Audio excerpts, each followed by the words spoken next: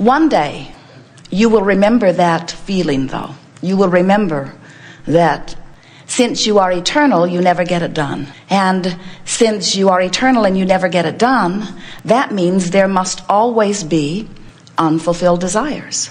There must always be those desires that have just hatched within you, that are in the process of becoming, that are powerful vibrational points of attraction, that are amassing and gathering unto themselves, even though you're not quite vibrationally up to speed with them. Sort of like a sculptor begins with his clump of clay, and for quite a long while it's a clump of clay. It takes some vision and some shaping and some action, but mostly it takes a belief that the clump of clay can become the vision in his mind. And it is that holding to the vision that makes the clump of clay become the vision in his mind. In other words, if he gets focused on the clump of clay remains a clump of clay. If he says to everyone, "Oh yeah, I've got this ugly old clump of clay. It's supposed to be something beautiful, but look at it.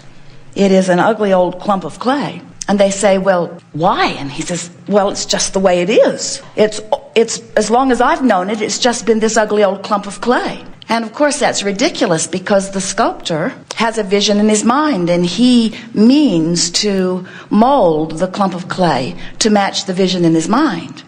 And that's what you are doing as creators. Only your clay is the vibration that surrounds you. Your clay is the thought and the way the thought feels. That's your molding of the clay mechanism. But you must focus upon the vision, and when you do, everything that you are about begins to match the vision. It's just the way it is. You may have been hearing us say that there are 3 steps to the process. Step 1 is you must ask, and of course the asking comes easily from you because the contrast extracts it from you. The contrast causes constant preferences to be born within you. And these preferences shoot out of you vibrationally like rockets. We say that because they happen sharp and fast. Rockets of desire shoot out of you, and in the moment that a preference or a desire is born within you, even if you don't speak it in your words, Source agrees with your new preference. The evolution of the species, the evolution of all species, is about that. Think about what that means. You are source energy, you know that? Here in these physical bodies, out here on this leading edge of thought, having new exposure to new experience, and you, in your wisdom and in the eye of Source, in other words, Source sees you as brilliant creators on the leading edge who wisely get to choose what's best for you. Not what's best for everybody else on the planet, not what's best for your entire species or for your world, what's best for you. Even the cells in your body are choosing what is individually best for each of them. And Source, because it understands the system so well and understands the perfection of the individual getting to choose for self, agrees every time you choose. Now, it's important that you understand what we mean by choosing, because we're not talking about the words that you use. We're talking about standing in a situation where someone is rude to you, where you choose, whether you offer words or not, that you would like to be treated nicer. Or in a moment when you are rude to someone, where in that moment you choose that you would like to treat them nicer, or that you would like them to respond better to what you are offering. When you are sick, you choose wellness, whether you know that you do or not. When you don't have enough money, you choose more money. When you are confused, you choose clarity. You do. We know you do, because we know the way the contrast works. So whether you put words to it or not, friends, you are choosing, and from the perspective of Source, you are choosing not just wisely, but perfectly for you. And it is seen to be so perfect that in the moment of your choice, big, small, broad, narrow, no matter what the choice is about, Source agrees with you instantaneously. So step 1, your choosing and Source answering happen in that moment. And that is one point of what we're going to talk all day here about: the 2 points of vibrational relativity. That's one point. What you want and source's agreement with that. Now, to help you understand what we're getting at here, before any choice or guidance can accurately be given, you have to know where you are in relationship to where you want to be. The guidance systems in Jerry and Esther's vehicles operate that way. The systems with the satellites in the sky and the antennas on the roof and the computers in the bus, the systems know where they are. Point one of the vibrational relativity. Then they program in where they want to go. And now Magellan, or in this case Pioneer, there are many of them that are out there, calculates the route between where they are and where they want to be. Magellan says, please proceed to the highlighted route. And if they diverge from the route, Magellan says, please return to the highlighted route, please return to the highlighted route, please return to the highlighted route. Because she can tell, it's a woman's voice, the man's voice was far too bossy. She can tell that they are not on the route that has been calculated to be the best route from where they are to where they want to be. Well, you have the same guidance within you. You banged around in contrast and you gave birth to a rocket of desire, which is what you want. And now you are offering comments, thoughts, observations, vibrations about something where you are. So if you have launched rocket after rocket after rocket after rocket, and you have of desire for money, and you have desire for money, and you are complaining about not having enough money, your Magellan is saying, please return to the highlighted route. Because that emotion that you feel that you would call disappointment or discouragement or fear or worry is your indicator that you're not even close to the vibrational frequency of the desire that you have given birth to, that source is in utter agreement with. You right now are activating by virtue of what you're choosing to think about or remember or observe or comment about. You've activated something very different from the money that you're asking for, and that money cannot come in. So step one says ask, and you do it all day, every day. You can't stop it. Step two says source will answer. Source answers all day, every day, never stops. Step three is you must be a vibrational match to what you're asking for. You have to let it in. You don't set your radio dial on 6:30 a.m. and expect to hear what's being broadcast on 98.7 M. You know that the frequencies have to match up. You don't bang on your radio and say, I'm not changing the dial, but get me something different. You change the frequency if you want something different. And you've got to do that with yourself too. It's exactly the same principle. Law of attraction says you're going to get back exactly what you're offering vibrationally. Your transmitter and receiver have to be on the same frequency. So your desire is the transmitter and you are the receiver. And you are the one who has concluded and source has agreed with what it is that you are wanting. So you have this magnificent guidance system within you. Are you aware of it? Many of you know that you have emotions, but there are very few humans who utilize their guidance system in the way that you meant to when you came forth into these bodies. Most people around you aren't interested in you paying attention to your guidance. They may even accuse you of being selfish when you do what feels best to you.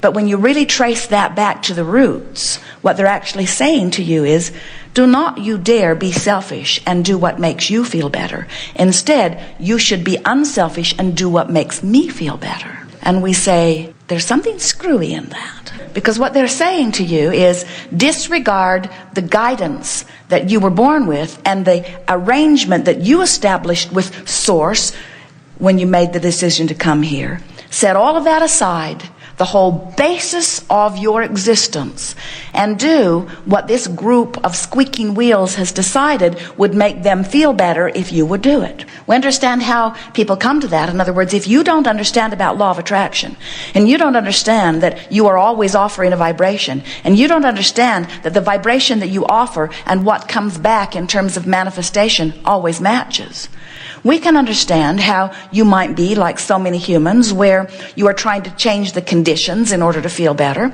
We understand that. You look out into the world and you see a lovely condition or situation or circumstance and you say, oh yes, we want more of that. We applaud that. We vote for that. We fund that. We support that. We understand why you would. You like things that feel good. You're wired that way. And so it's not hard to understand why, when you look at something you don't want and it makes you feel awful, that your logic would say, we need to do something about changing that circumstance. But the problem with that is you don't get to choose the circumstances for others. That's outside your creative license. And so when you say to anyone, a stranger or a mother or a daughter or a son or a lover, you're making me feel bad. You need to change your behavior so that I can feel better. You have disempowered yourself, and you've put both of you in a terrible trap, because you are saying you need to be different than you are so that I can feel better.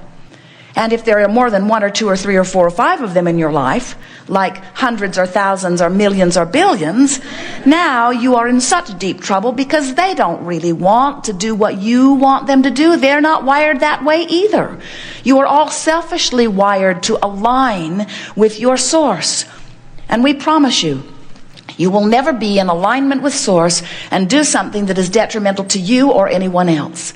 Any behavior that harms another always comes from a place of your disassociation or disconnection, too strong of word, but not allowing your full connection to who you are. When you are aligned with source, you are thriving. And it is only in some misalignment with source that you do not thrive. So there's not a source of evil, there's not a source of sickness, there is only a source of well-being which you are allowing or not. You're either in alignment with the well-being that is your legacy or you're not. And if you are in alignment with it, you can feel that you're on track. Your guidance is giving you joy and appreciation and love and passion and eagerness and vitality. Your emotional guidance system is letting you know that you're thriving.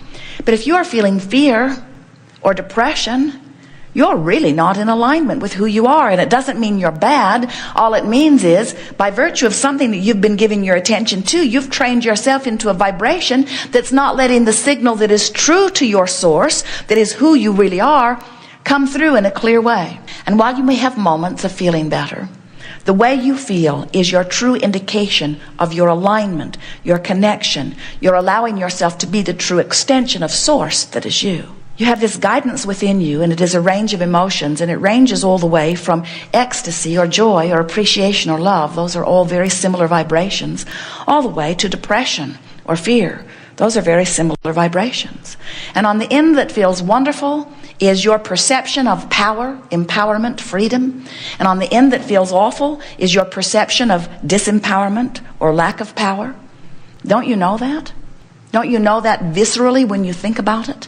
Think about the emotion of fear.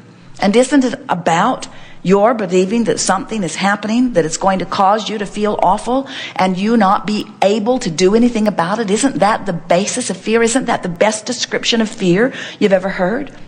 And when you think about fear, and then you think about being angry instead of afraid, wouldn't you choose anger every single time?